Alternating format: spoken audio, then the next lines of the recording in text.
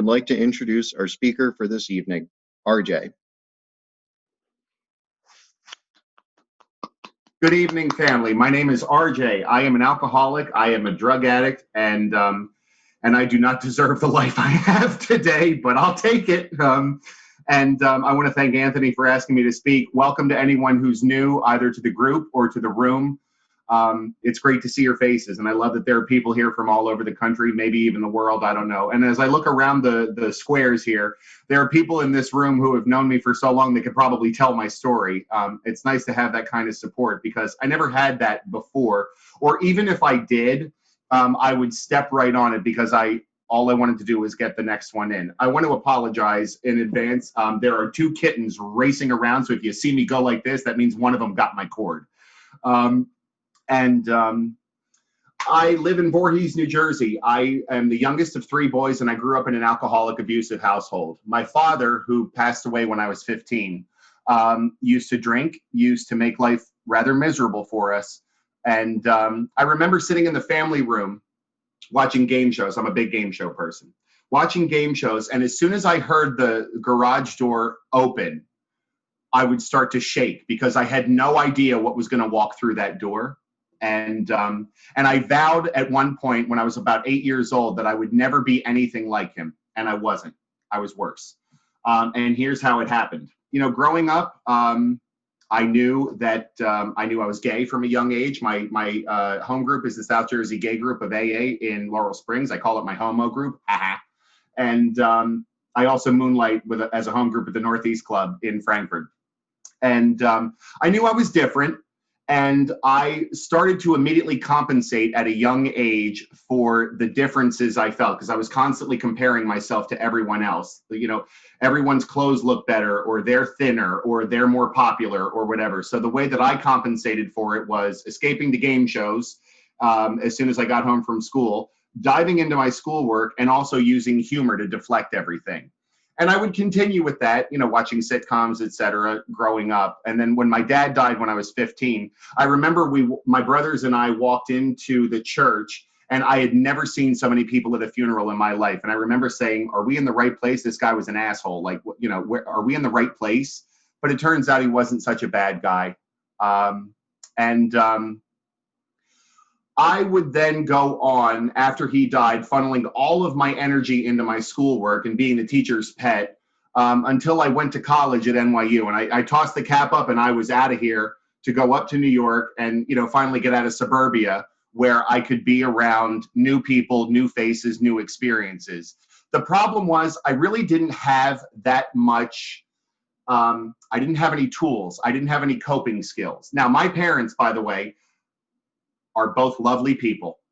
They're both gone. And I had this dual dynamic growing up where my dad would drink and lash out and lash out and lash out. And my mom would hold it in and hold it in and hold it in to try and keep the family together. So I had this dual dynamic of hold it in, lash out, hold it in, lash out. I do not blame my parents for my alcoholism. I am the one who took every chance and every choice to put one in me until it became unmanageable to the point where I had no power of choice anymore. And I would stay stuck like this for about 21 years after I started drinking and using heavily in college. I did nothing until I got to college, and then it was completely off to the races.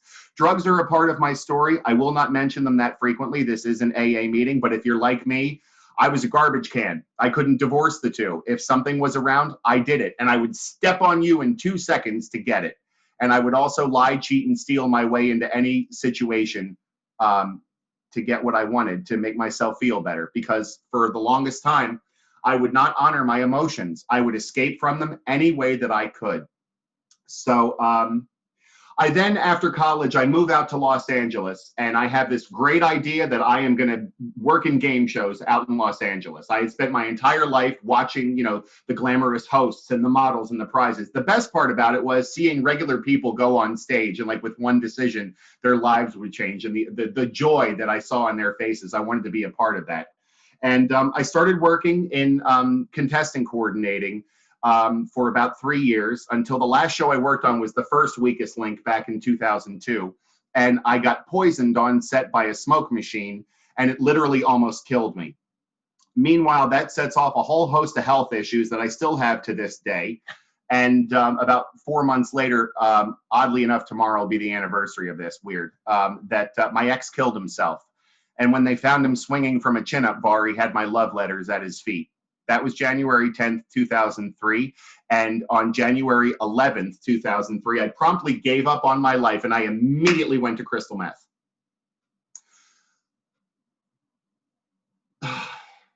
It seems like so long ago because number one, it was, but number two, I have had a spiritual awakening as a result of the 12 steps. And I look back at my life and I wonder, like, how did I get to this place?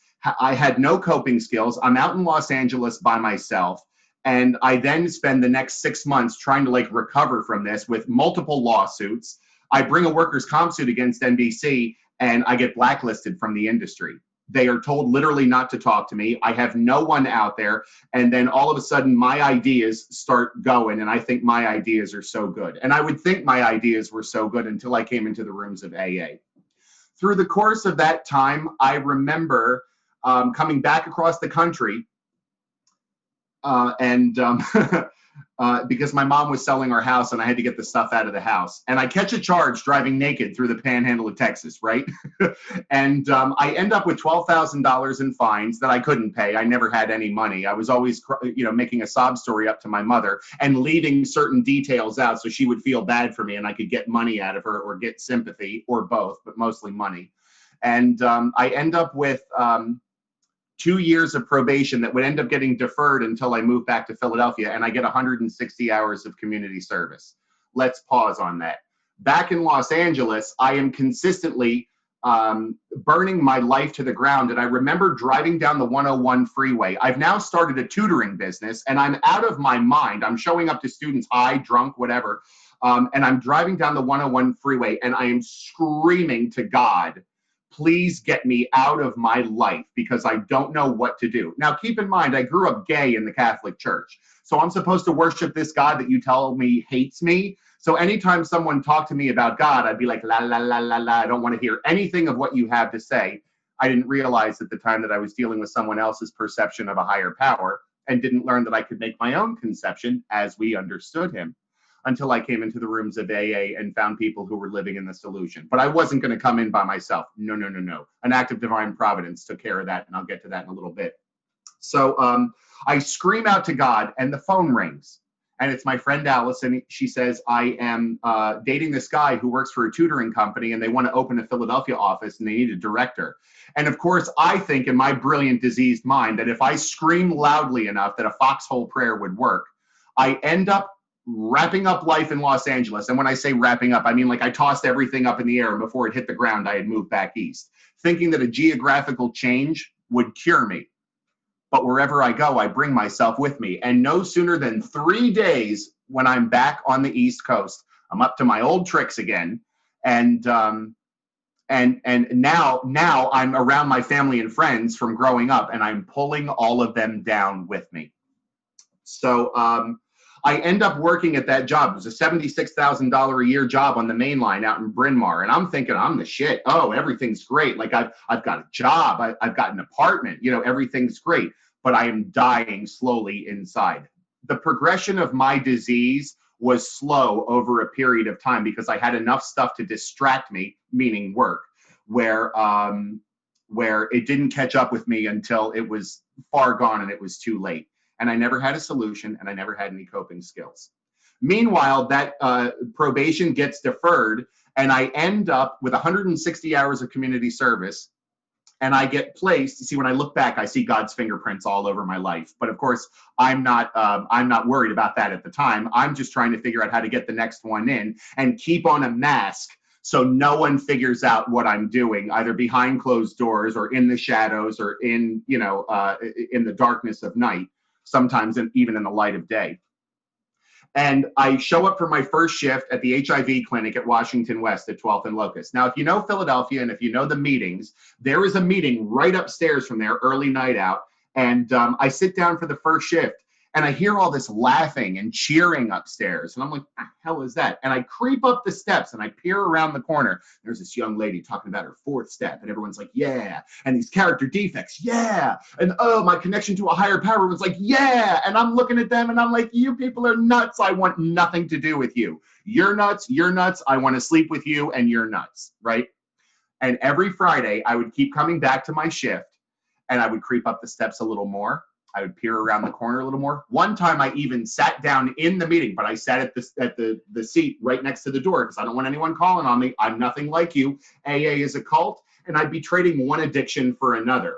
Of course, I didn't realize that if I'm going to have this for the rest of my life, why not funnel the energy into being of maximum service to God and my fellow man, as it talks about in the big book, versus systematically destroying everything that I did.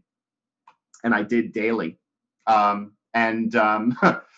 And while I'm sitting in that meeting, I'm still on probation. So I've cut the drugs out. Oh, can't do drugs. Don't want to have a hot urine, right? But I still have a bottle of vodka in my backpack because my ideas are so good. I can drink. I can go home. I show up to my PO in a shirt and tie. Like, my ego is telling me that I can pass through this. And oddly enough, I did. And at the time I'm thinking that, like, that I'm untouchable. And I couldn't be further from the truth. And thank God that is not the case.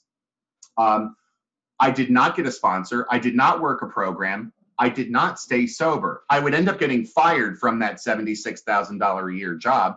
And as soon as that happened, it was no different from the poisoning on the smoke machine. Everything that I had tried so hard to build up went away immediately.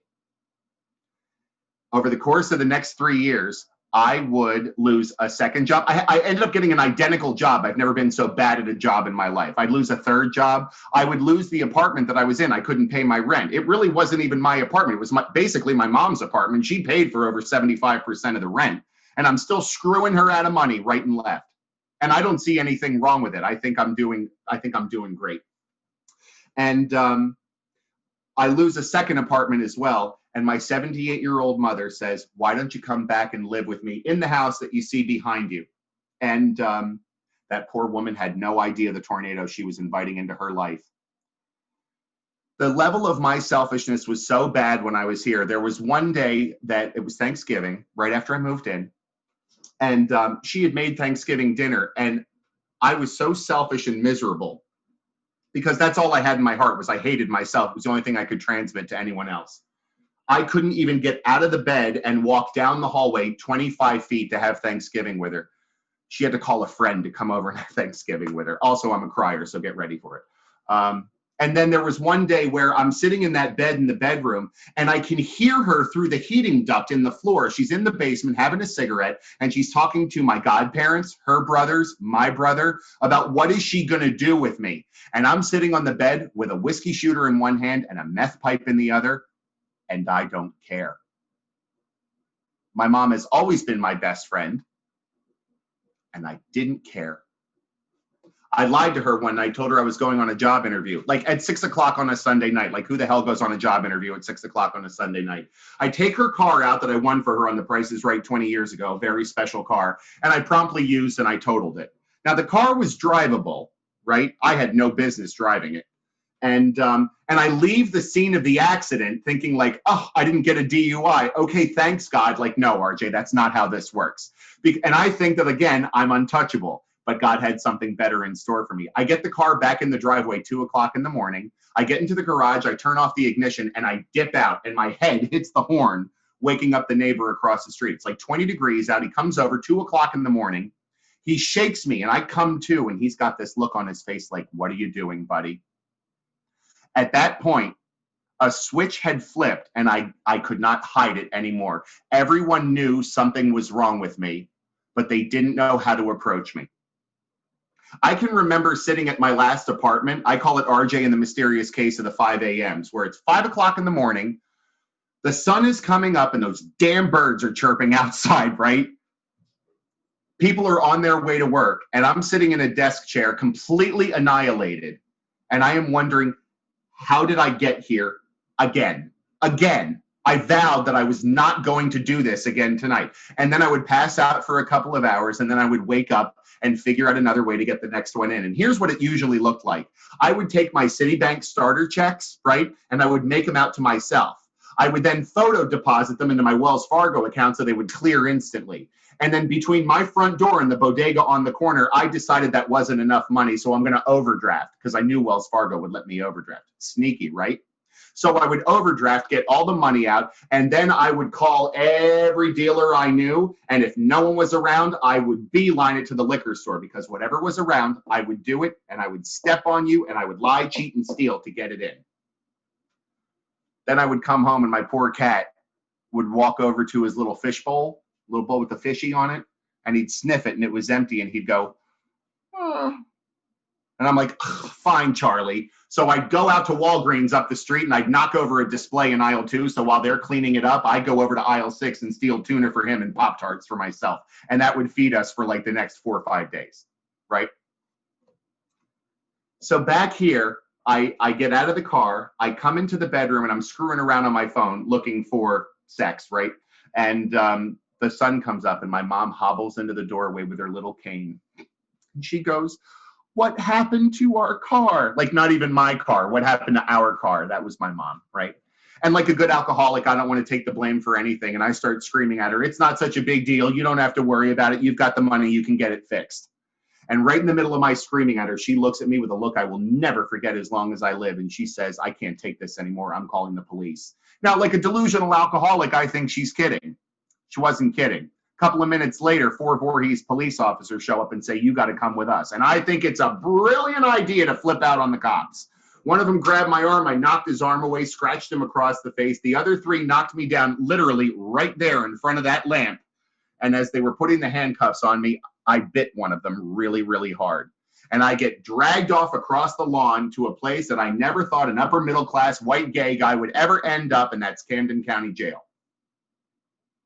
There were 10 of us in the holding cell, right?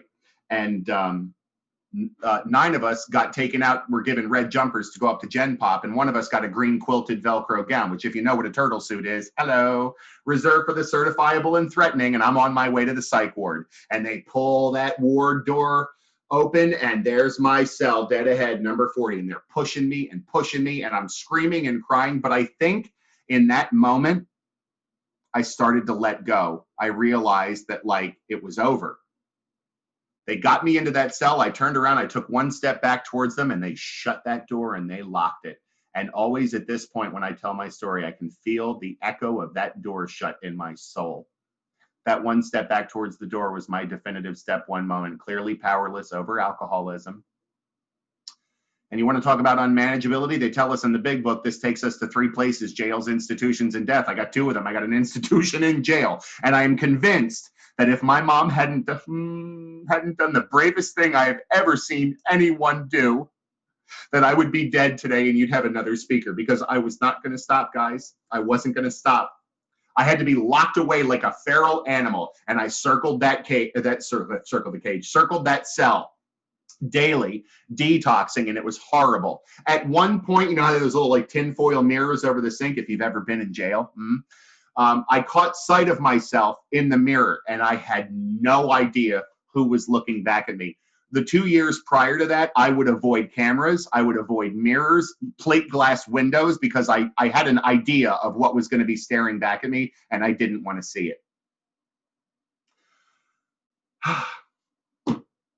The psych doctor came down to do an evaluation with me. I couldn't even answer his questions. I had fried my brain so badly from all the substances I had done. And he sat back in his chair. He said, you look like you could use something to read. Would you like that? And he goes and gets a beginner's guide to meditation. And I yoink it right out of his hands, go back to my cell. I sit down on the bottom bunk and I open it right to the middle, because I'm an alcoholic. I can't start at the beginning of anything, right? And staring back at me on the right-hand side of the page, Lord, make me an instrument of peace. The St. Francis prayer, which I did not know at the time was our 11-step prayer. I never worked a program. And I looked at the words and I could barely even read them, which is ironic considering I've spent my entire career teaching English and math. And the days went by and I read that book cover to cover 2-3 times. And I kept coming back to that prayer. And one day I decided I was going to try and meditate. But in the meantime, my brother, who's also my defense attorney, right, came to visit me in jail. Now, keep in mind, I hadn't seen him in 3 years because my alcoholic brain blamed him for something he didn't do. And I missed out on 3 years worth of memories, including the birth of my nephew. And he comes in and he looked like he was about 80 years old, right? And I'm sure that my shenanigans were probably responsible for like 60 of the 80 years on his face. And he said, you're going to stay in here and you're going to do what we say. And if you try and bail yourself out, we will never speak to you again.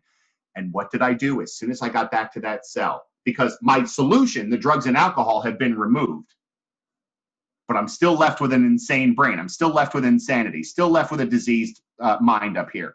I'm starting to think about all the ways that I can get out of this. Well, my bail's 10,000, and 10% is 1,000, and do I have that money on that credit card from that last paycheck? Wait, when do I use the phone? Monday, Wednesday? Oh, wait a minute. That lady in California I tutored for, she likes me. I could call her, and I'm already starting to make up a story in my head, leaving out those details so she'd feel bad for me. I look out the little window of the cell, right? The little slit window, and there's a billboard for a bail bonds poster down the street. And I start thinking, like, how can I get in touch with them? And I could only see 6 of the 7 numbers on the phone number. You know what I mean? So like, that's my insanity. Where would I go? And I'm willing to risk never speaking to my brother or my mom again so I can get out. Where would I go? I had nothing. I had literally nothing. And I decide I'm going to try and meditate one day. The hell else am I going to do? I have laceless sneakers, roll of toilet paper, and a meditation book. And I get up on the top bunk, and the book told me to like make this with my fingers and put it on my legs. I'm like, okay, whatever. And I'm shaking so bad because it's so cold in that cell. It's 20 degrees outside, the vent's blowing cold air. I mean, it's a psych ward cell. It's not a Hilton. And I sit down and I'm shaking and I start to try to say the prayer. I had read it over a bunch of times. I closed my eyes and I started to try to say the prayer. And the words just started to flow. And I got to the last line of the prayer. It is in dying to self that we are granted eternal life. And something happened. I stopped shaking. My body flooded with this intense warmth. And to this day, I still can't describe it. I opened my eyes and a sunbeam had made its way through the clouds and was hitting the little slit window of the cell, and the whole cell was bathed in this golden light. And for a brief moment, I felt peace. And I opened my mouth. I said, God, is that you? And I became a believer in a power greater than myself.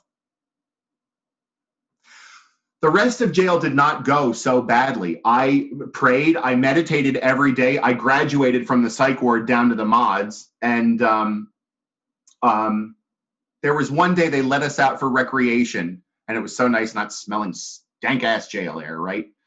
And I could see the Ben Franklin Bridge and the skyline. And I turned and I saw the big red R on the Rutgers Camden dorm and had a total breakdown. I had taught a scholarship SAT program where if the students hit a certain score, they got a free ride to Rutgers. And 25 of my students hit the score. We gave away this insane amount of scholarship money. It was like a crowning achievement on my tutoring career. And I broke down. I was like, how is life ever going to be like that again? Oh, but it was going to get so much better. I finished jail. I went to rehab, Maryville in Williamstown, if you know it. I was released ROR in the condition I went straight there, which I later found out was a lie. My brother told me to get me to go straight there. And I totally hated him for it, but it was exactly what I needed. And as they're going through my bags at admissions, everyone kept saying the same thing to me. Keep your ears open because someone will say something here that'll change your life forever. And it happened the second night I was there. This guy, Nick, comes in on an H&I commitment. If you don't know that, that's hospitals and institutions. They bring meetings into like inpatient, psych wards, etc. This guy comes in, and of course, I'm judging him as soon as he comes in. He's got his DKNY t-shirt and his hat with the unbroken brim and his 2 diamond earrings. I'm like, who the hell is this tool, right? But this guy took time out of his night to drive all the way down to Williamstown and share his experience, strength, and hope with 57 guys who were out of their minds in that day room. And I was one of them. Because now I'm out of jail, and it was one thing being locked away, and now I'm back out in the world. And, I'd never been to rehab before, so I don't know what the hell to expect. And he starts talking about his alcoholic, abusive father, and my ears tuned right in. And he basically says, When the dad drank, he would make life miserable, beat them, belittle them, same story. But when the dad didn't drink, Nick, as a young boy, would take an inventory of all the actions he had done, thinking his actions could stop his father from drinking. He couldn't do it for his father, and I couldn't do it for mine. And in that moment, here is a complete stranger articulating where my addictive behavior came from. And in that moment, I realized I was not terminally unique. Someone else understood exactly what I went through, had lived through it, and is sitting in front of me with 3 years clean and sober. And I realized that I had probably earned my seat in these rooms, and I should probably stay for the 28 days and give this the best shot possible. You see, I was never convinced that AA or any of the other fellowships were ever for me. Like I said, I thought I was trading one addiction for another. I also thought AA was a cult, but I've since come to learn that cults are difficult to get out of, and AA is sometimes difficult to stay in. So that was wrong. I started to unlearn everything that I had known growing up, and I had to, because my ideas that I thought were so brilliant, oh, they stunk. They stunk real bad, right? And as we go through rehab, the guys, I'm showing up as this 39-year-old gay guy. And I'm thinking they're not going to like me. Like, I don't hang out with bros. You know what I mean? Boy, was I wrong. They loved me. We sat up and talked all night. They taught me how to throw a football. My dad never got the chance, or never did, teach me how to throw a football. We'd talk about the problems we had. We would share in meetings. And it was really awesome. And I learned a lot about myself. And when we're allowed to go back there, I have the honor and privilege of bringing a meeting back to those guys, because that's what we do here. We learn about ourselves and we immediately give back. At the end of rehab, I had this grand plan to go to a house in Ariel, New Jersey that was a bunkmate of mine's from jail. My mom and my brother didn't like that. They came in for a family meeting. They're like, no, you're going to do this recovery our way or we will never speak to you again. They threw that in my face again. And I said, hold up. One of two things is going to happen. I'm either going to go there and things are going to get better, or they're not going to get better. And I have to learn to pick myself up, dust myself off, and not drink or use over it. We couldn't find any rooms at Hendricks House, Hanson House, all these other recovery houses. No one had any availability. So I show up at that house in Ariel, New Jersey with 2 trash bags and literally a dime to my name. And I knock on the door and his daughter answers it. And I'm like, I'm here. And she goes, oh, I'm so sorry. We already rented the room.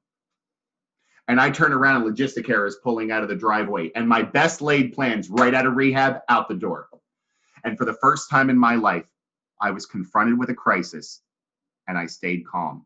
You see, I've gotten very good over the years of lying, kicking, screaming, punching, like legit throwing furniture through walls when King Baby didn't get his way. And I stayed calm. And all I said was, God, take this. I'm out of options. Definitive step 3 moment.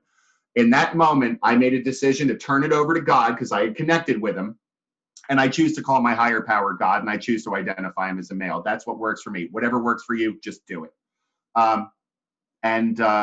I asked him if I could stay there that night. She said yes. I found out there were drugs in the house, and one of the other tenants started beating the hell out of his girlfriend. I retreat to the back bedroom, start saying St. Francis after Serenity, after St. Francis after Serenity. Went to bed with my hands clasped so tightly in prayer that I woke up the next morning and they were still like this.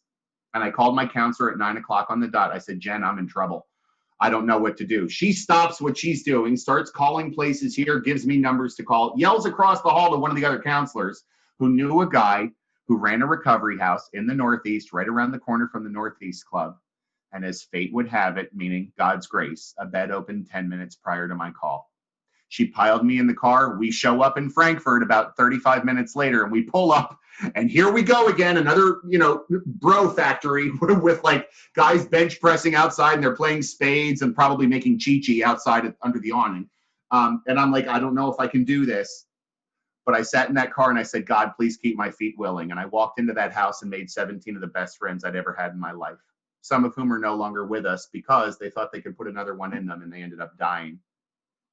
So now I'm out in the world. Okay, went through jail, went through rehab. Now I'm in a recovery house. They told me make 90 meetings in 90 days. Easy. Okay. I'm in a recovery house. I'm not employed. What the hell else am I going to do? And plus, I didn't want to get kicked out. I'd have nowhere to go. My family was like, no, you're over there. Like, you do this now.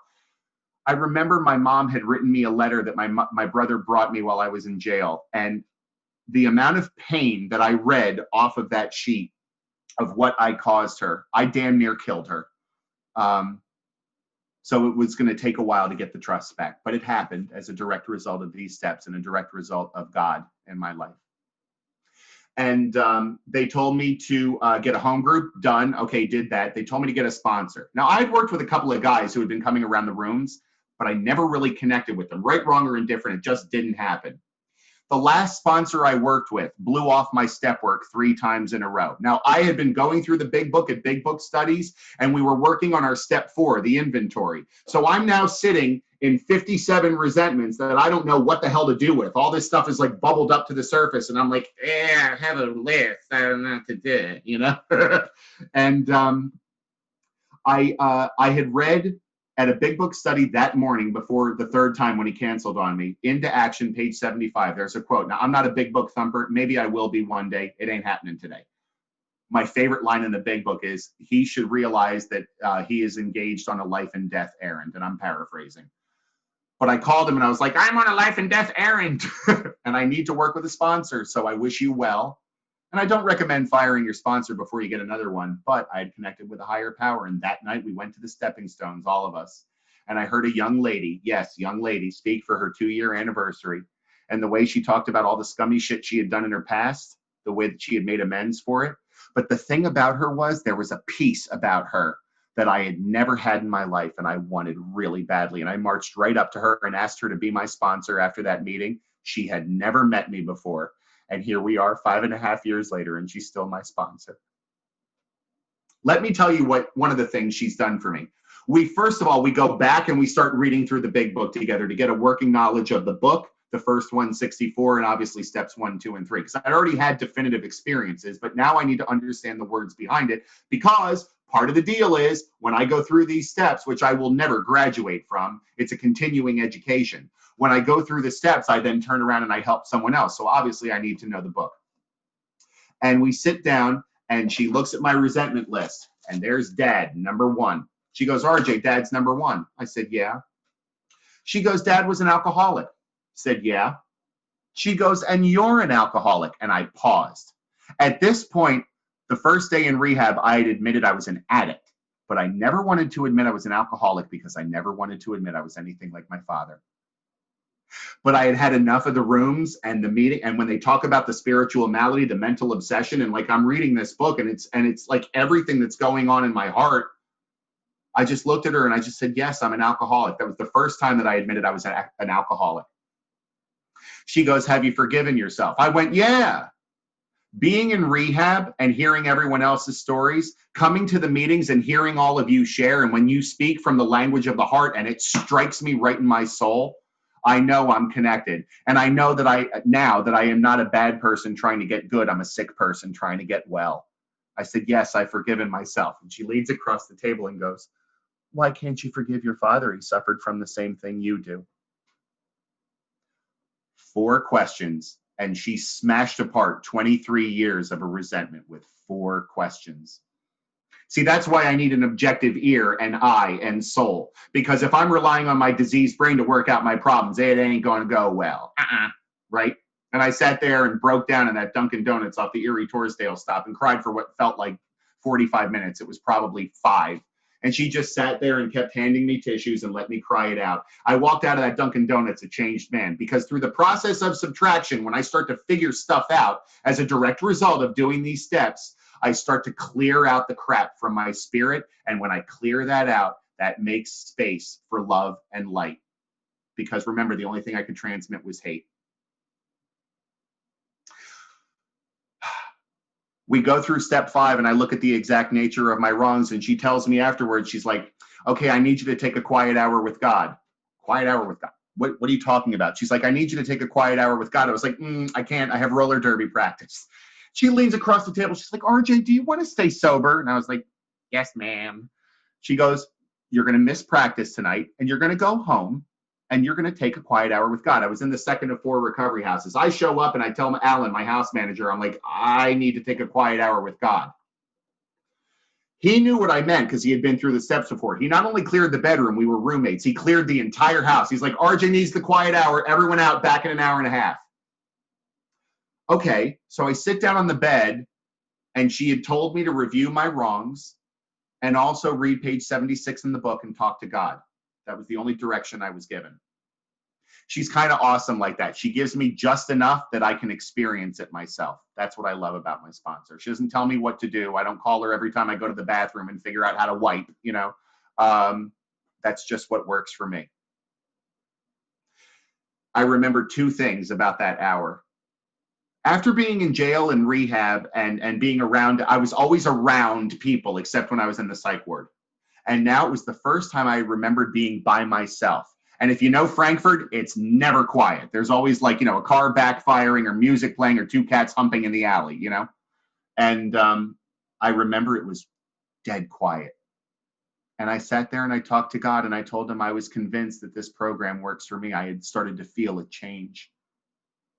And I said, as long as you keep showing me opportunities, which he always does if I'm willing to receive them, I said, I'm going to keep doing this. Please just help me and thy will be done. The second thing I remember from that quiet hour was it was the first time in my life I felt comfortable in my own skin. We went right to 8, right to 9 after we reviewed the character defects. See, my biggest character defect my entire life was that I've been looking for self-worth from other people my entire life. Like I would piss Nick off because I didn't like him, or I would piss Adam off because Megan didn't like him and I wanted to get in Megan's good graces. Or anytime I talked to Sonia, I would self-deprecate so she would disagree with me and I would feel better about myself. Until I heard in a meeting one night, when anyone thinks of me good or bad is none of my business. And it rocked my world. I was like, what? You know? And we go to the amends. She tells me, go get a pack of index cards. I'm like, index cards. All right, fine. We get the index cards and we start writing down all of the ways that I was wrong. And I knew that the very first amends I had to make had to be with Mom. And I sat in this chair. I took this chair and one of the other ones, and I sat us down right where I got arrested. And I proceeded to tell her all of the ways that I was wrong, to the tune of, I was wrong to withhold the truth from you, thereby lying to you, causing you to lose money, sleep, time, and peace of mind, to disrupt this beautiful home you've taken such great pains to build, furnish, and maintain, to let my selfishness take perks from you. She had a back issue. So that I could feed my addiction. All of these things, and I go through all of them, and I look her in the eye with everyone I say, and I do not deviate from the script. And when I'm done, I ask her, is there anything I've left out? And if she says no, I leave the door open for her to revisit anytime she wants to. And if she says yes, I sit there and I listen to it, because even if I don't think I did it, chances are I did it. And after that, I ask, what can I do to make it better? And the answer has been the same every single time. Please keep doing what you're doing. I have my son back. I have my brother back. I have my friend back. I have my uncle back. And with each amends, I get a little bit freer. Now, the emotional amends for me were rather easy. The financial amends, I still have one left. Remember that lady I was going to screw out of money when I was in jail and calling her because she liked me? I told her a sob story one day where I was like, oh, I started a business and I have to pay business taxes. The business was supposedly a tutoring business. No, it wasn't. It was a drug business. And I had one customer, me, right? So she lent me $7,000 and I'm still paying that $7,000 back. But with each amends, I become a little freer. 10, 11, and 12. I learned in rehab, and I like to think I am always a beginner. You know, I can complicate the hell out of this program. And I remember when I first got to the recovery houses, I got in the car to go tutor the owner's daughter. It was my first student in recovery. And the guy who was in the car, if any of you know Ricky D, it was Ricky D.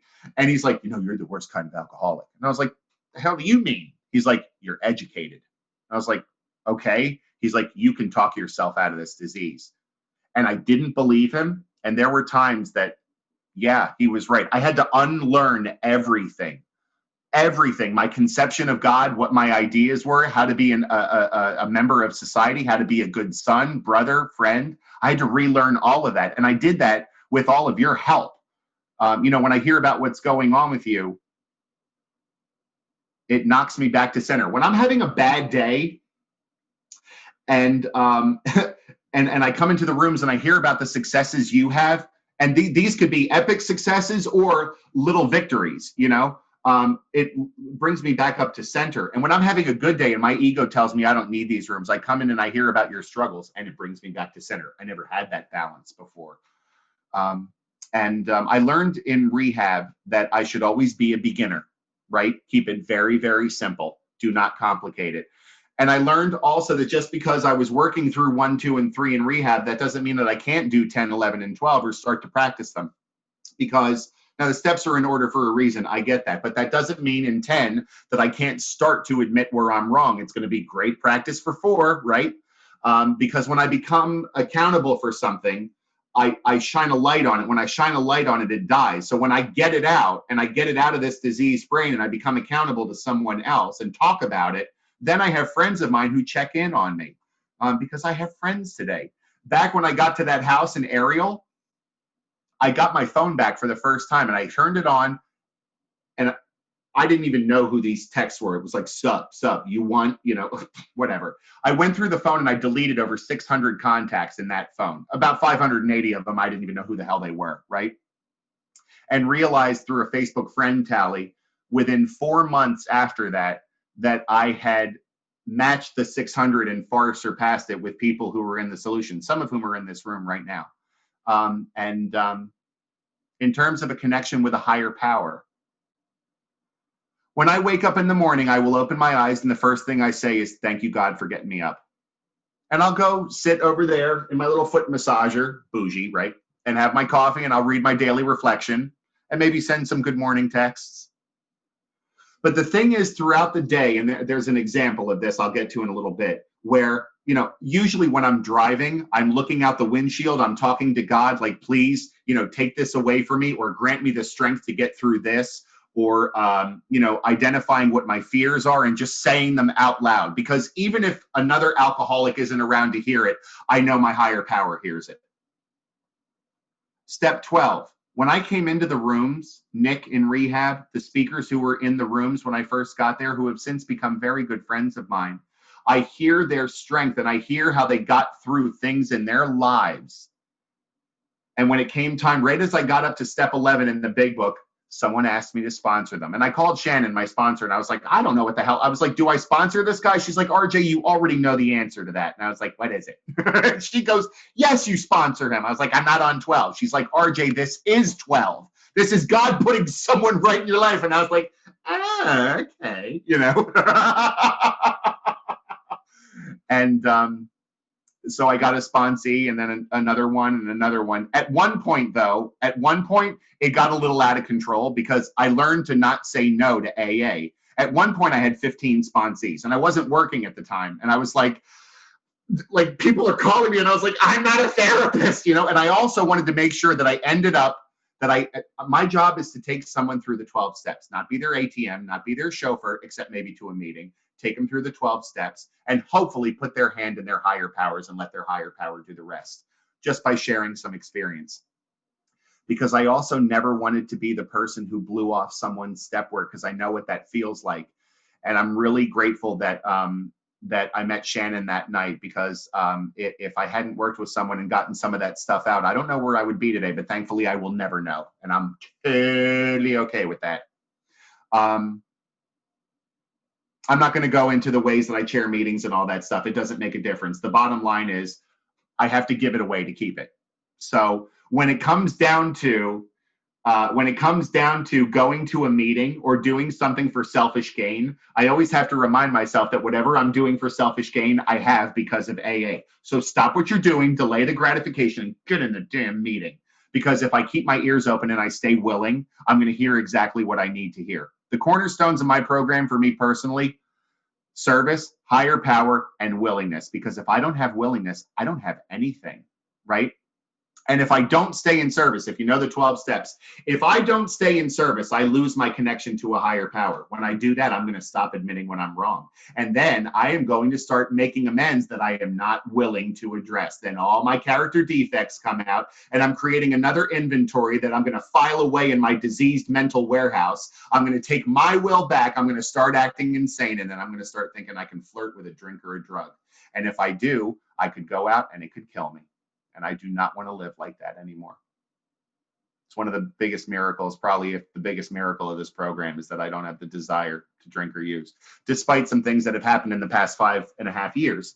And here are some of them right now. I'm going to share with you a bunch of great things that happened and some not so great. Number one, I was facing 5 years in prison for aggravated assault on a police officer. And at 11 months sober, well, I thought it was 11 months. At 11 months sober, I go to the courthouse, and my brother is now with me. I'd made amends to him. We started, we reforged our relationship here. And he walks in, I walk in. The judge literally just like looks at the paperwork and the graduation certificate from Maryville, looks up over his glasses and goes, "Mr. Portelli, your case is fully dismissed. I don't ever want to see you in my courtroom again." Okay, I got my freedom back and came right back here to Mom and gave her a big hug and told her, "This is over and you will never have to deal with this ever again. And that's a promise I'm going to make to you." And I've been able to keep that promise, at least one day at a time. I always wanted to play roller derby ever since I was a little kid. I found a league in Philadelphia through my roommate in the recovery house. So I now skate on the Philadelphia Hooligans when we can because of COVID. And 2 years ago, the 100-person league unanimously elected me their president. Okay, so now I'm dealing with tens of thousands of dollars and four teams, and I'm like, okay. I realized through my sobriety, I was doing a meditation one day, and I do not meditate all the time. I would love to tell you that I do, but I don't. I pray every day. I do not meditate every day. But during a meditation in one of those like salt floats, right, I realized that I had taken meds from someone who had cheated them while I was in jail. I'd totally forgotten about that. And I was like, well, my sobriety date used to be January 27th, 2015. The hell do I do now? And I shared about it. Because as a direct result of these steps, the psychic change I have is I have a fully functioning conscience today. And when I'm lying about something, or if I haul off on someone else, I feel ugly, right? And I shared about it, and I decided to change my sobriety date to the day I went into rehab and started to willingly work on my sobriety, April 14th, 2015. I got a job managing a painting company down near the airport in Essington. And one day, the boss literally shut down the business. Okay, that's fine, except that was my job, and I was living in the house that was adjacent to the garage where the paint shop was, and I was driving the company car. So in 10 seconds, I lost my job, my car, and my home. I went to the Northeast Club that night and shared about it, and I said, I have no idea what the hell's going to happen here, but I've seen your examples, and I know if I stick with my higher power and you guys, I'll get through it okay. I called my mom and I said, Mom, I really don't know what to do, which would have sounded much different 6 years ago. I would have said, I'm in trouble and you've got to bail me out. And at that point, she had changed the locks on the house when I went to jail. And she said, get the cat and come back and live with me. And I lived with her for about 2 years. In the meantime, I needed a job. And right at that time, one of those students who hit that scholarship from Rutgers contacted me on Facebook and said, we don't have anyone to teach our SAT class this year. Do you want to do it? I said, oh, yeah. Taught it, got a part-time gig that led to a full-time gig. So I'm now a learning specialist at Rutgers Camden. A year ago, I went back to school for my master's, got a 4.0, and they paid for it. And I just applied on New Year's for a doctoral program that if I get in, they're going to pay for it again. Like that doesn't happen to meth addicts who bite cops. Or maybe it does in recovery, right? That's pretty awesome. One day I came home from work to take my mom to a doctor's appointment, and I found she had passed away. And I ran over to her. I tried to bring her back. God had already called her home.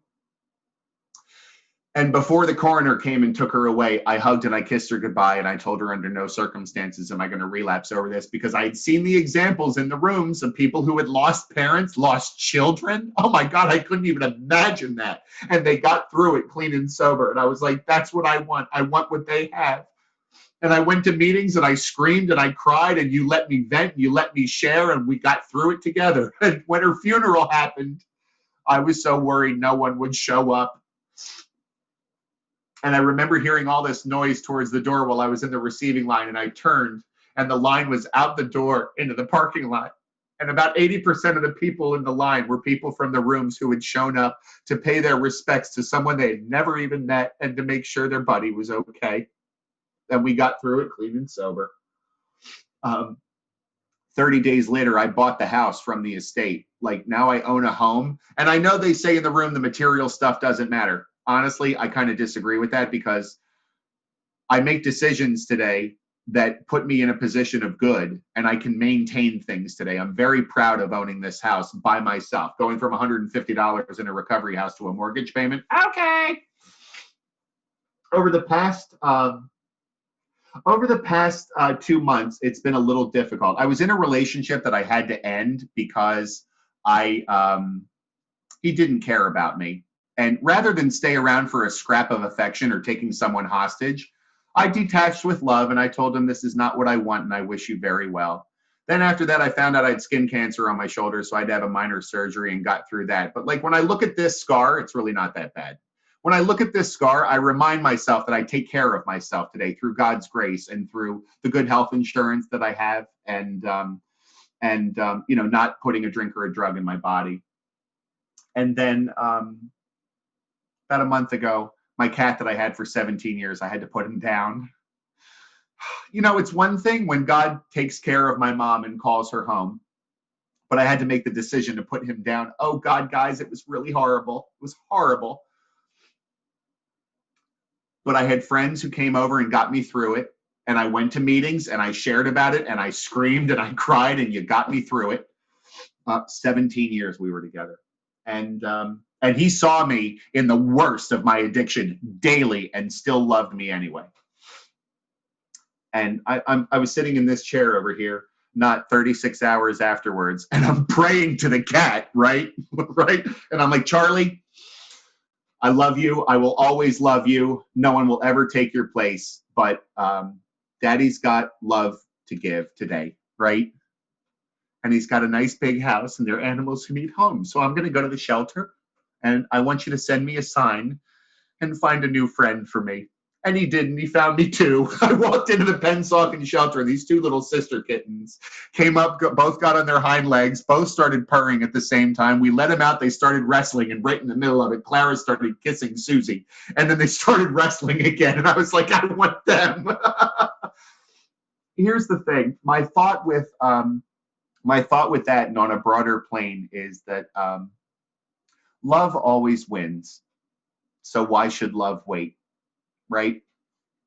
And I brought him home, and they're tearing everything up, and I love it. It's nice to have kittens around, and I love that they're not separated. But the love that I found in my heart shortly thereafter, I learned through God's grace, and I learned through all of you in the rooms of Alcoholics Anonymous. And I want to keep that love going. And it will keep going as long as I stay in spiritually fit condition. When my head hits the pillow tonight, I'm going to realize and I'm going to acknowledge that my 24-hour reprieve expires because I do not own my sobriety. I rent it, and the rent's due every damn day, and I have to do something about it every day. But when I see what my life is like today, and at a very base level, when I look in the mirror and I see the crow's feet and the gray hair, I like what's looking back at me today. So I'll keep coming back, and that's all I've got. Thank you.